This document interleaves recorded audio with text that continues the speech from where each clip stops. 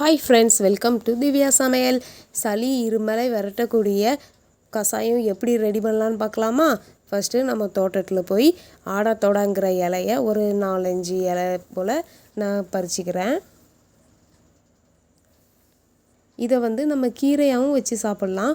அதுக்கப்புறம் தூதுவாழை இலையையும் கட் பண்ணிக்கலாம். இதை துவையல் வச்சும் சாப்பிடுவாங்க. இதை கட் பண்ணும்போது கொஞ்சம் கவனமாக கட் பண்ணுங்கள். இதோடைய இலைகள்லே முள் இருக்கும். அதுக்கப்புறம் வேப்பிலை ஒரு 4-5 இனுக்கு பறிச்சிக்கலாம். அதுக்கப்புறம் ஓம இலையையும் ஒரு 4-5 அதே மாதிரி பறித்து எடுத்துக்கலாம். ஓம இலை நல்ல சளி இறக்கும். இதை வெறுமனே இலையை மென்று கூட சாப்பிட்டுக்கலாம். அதுக்கப்புறம் துளசி இலையை பறிச்சிக்கலாம். துளசி இலை வீட்டில் வச்சா ரொம்ப நல்லதுன்னு சொல்லுவாங்க. அதுக்கப்புறம் வெத்தலையையும் பறித்து எடுத்துக்கிறேன். இப்போது நான் இந்த மாதிரி 5 வகையான இலைகளை எடுத்திருக்கேன். இது எல்லாத்தையும் நல்லா தண்ணியில் இப்போது நம்ம வாஷ் பண்ணி எடுக்கணும். இப்போது இந்த இலைகளை வாஷ் பண்ணி ஒரு வடிகட்டியில் தண்ணியை நல்லா வடிய வச்சு எடுத்துக்கோங்க. இப்போ இது கூட வேறு என்னெல்லாம் சேர்க்கலான்னு பார்க்கலாம். சுக்கு ஆட் பண்ணிக்கலாம். சுக்கை நல்லா நுணுக்கி ஆட் பண்ணணும். அதுக்கப்புறம் ஒரு ஸ்பூன் கருஞ்சீரகம், இதையும் நல்லா நுணுக்கி உள்ளே போடுறதுக்கு ரெடி பண்ணிக்கலாம்.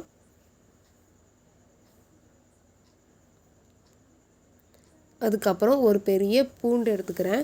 இதை தொலிலாம் உரிக்கணும்னு அவசியம் கிடையாது. அப்படியே இடிச்சுக்கோங்க நல்லா. இது வாயு தொல்லை இருந்துச்சுன்னா அதிலிருந்து நிவாரணம் பெறுறதுக்கு உதவியாக இருக்கும். அதுக்கப்புறம் பப்பாளி இலை தேவை. இது விஷக்காய்ச்சல் அந்த மாதிரி வர்றப்போ பப்பாளி இலையை அவிச்சு குடித்தா நல்லது. அதனால் பப்பாளி இலையை குட்டி குட்டி பீஸாக கட் பண்ணிக்கலாம். தாய் மருந்துன்னு சொல்லக்கூடிய வேப்பிலையை எடுத்துக்கிறேன். அதுக்கப்புறம் ஓம இலை, தூதுவாழை,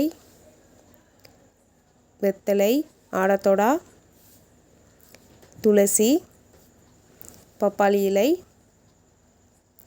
அடுத்தது கருஞ்சீரகம், பூண்டு, சுக்கு இடித்து வச்சதை உள்ளே ஆட் பண்ணிக்கலாம். கிருமிகளை கொல்லக்கூடிய மஞ்சளும் கொஞ்சோண்டு ஆட் பண்ணிக்கிறேன்.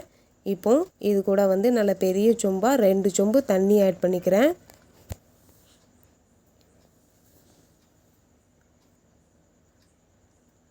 இப்போ இதை அடுப்பில் வச்சு நல்லா கொதிக்க விடலாம். ஒரு மூடி போட்டு கொதிக்க வச்சுக்கோங்க.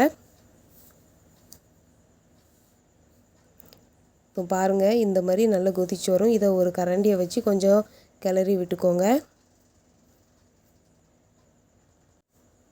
இந்த மருந்தை குழந்தைகள்லேருந்து பெரியவர்கள் வரை குடிக்கலாம். சின்ன குழந்தைங்கன்னு பார்த்தீங்கன்னா 6 மாத குழந்தைங்களுக்கும் கொடுக்கலாம். ஆனால் ஒரு சங்கு அந்த மாதிரி கொடுங்க. இப்போது இதை 2 சொம்பு தண்ணி ஊற்றினோம் இல்லையா, இதை 1.5 சொம்பு வர்ற வரைக்கும் நல்லா கொதிக்க வைங்க. அப்போ தான் சாறு எல்லாமே நல்லா இறங்கும். இப்போ நீங்கள் இதை நைட்டு ஒரு ரவுண்டு எல்லாருமே ஃபேமிலியில் குடிங்க. அதுக்கப்புறம் காலையிலையும் மறுபடியும் 2 சொம்பு தண்ணி ஊற்றி நல்லா கொதிக்க வச்சு குடிக்க கொடுங்க. சீக்கிரமாக சளி இருமல்லாம் இருந்துச்சுன்னா நம்மளுக்கு சரியாயிரும். அவ்வளோதான் நண்பர்களே, நம்மளுடைய கசாயம் ரெடி. இந்த வீடியோ உங்களுக்கு பிடிச்சிருந்தா லைக் பண்ணுங்கள், ஷேர் பண்ணுங்கள், சப்ஸ்கிரைப் பண்ணுங்கள்.